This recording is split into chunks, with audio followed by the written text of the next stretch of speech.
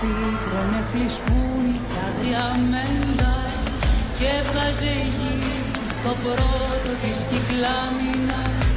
Τώρα χωριάτες παζαρεύουν τα τσιμέντα και τα πουλιά πέφτουν νεκρά στην ύψη κάμινο.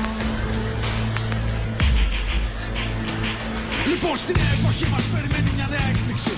Ταύτιση του πολιτισμού με την τεχνολογική εξέλιξη. Μονόφθαλμη ανθρωπότητα πατήσει στον αιώνα. Με κτίρια εμπριστικά ψηλά. Τη νέα Βαβυλώνα. Το ανθρώπινο σώμα θα υποστήριξει ευτελιστική τυποποίηση. Λογισμικά θα πλάθουν ανθρώπους καθ' εικόνα και ομοίωση.